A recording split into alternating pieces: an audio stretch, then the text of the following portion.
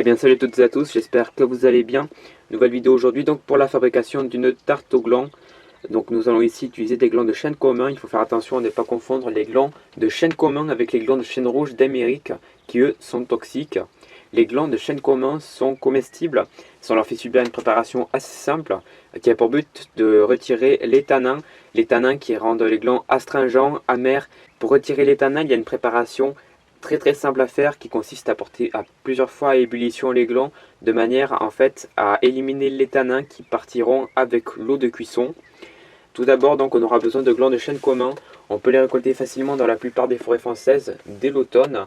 On trouve les chênes communs un petit peu partout. Ensuite il faudra donc retirer les coquilles. Pour retirer les coquilles des glands, il y a 3 méthodes très simples. La première, c'est de se servir d'un couteau pour les fendre en deux, pour ensuite retirer les coquilles avec nos doigts. La seconde méthode, c'est d'entailler les glands avec un couteau pour ensuite les faire bouillir dans de l'eau pendant une petite demi-heure, de manière à les faire gonfler. Et ensuite, on pourra éliminer la coquille bien plus facilement. Et la troisième méthode, c'est de faire griller les glands à la poêle pour ensuite retirer les coquilles de glands plus facilement. Personnellement, j'ai utilisé la première méthode, mais les deux autres méthodes seraient apparemment bien plus rapides et bien plus simples pour retirer les coquilles des glands. Nous allons maintenant passer à l'étape qui a pour but de retirer les tanins qui sont contenus dans nos glands. Donc pour cela, on va se servir de la solubilité des tanins pour donc les porter à ébullition plusieurs fois de manière en fait à les éliminer dans l'eau de cuisson.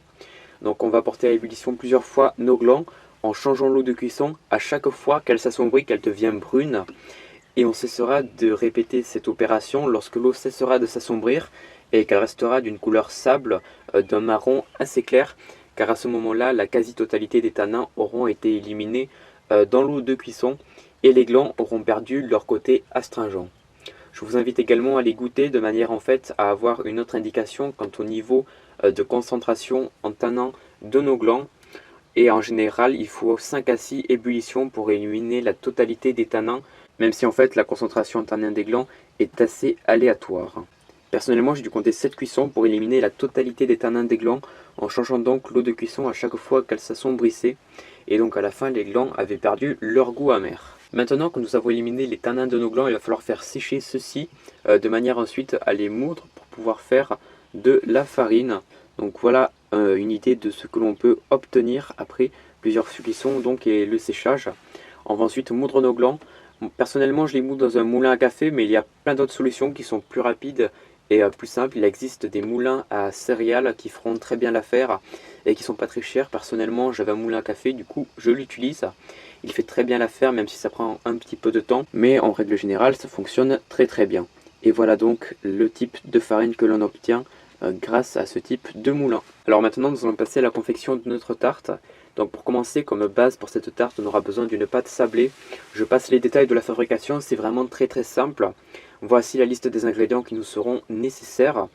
Il faut attendre un petit peu pour que le beurre fonde et puis ensuite malaxer la pâte jusqu'à obtenir une pâte qui soit totalement homogène. On l'étalera ensuite dans un moule à tarte comme vous pouvez le voir. Nous allons maintenant passer à la confection de ce qui va garnir notre tarte au gland.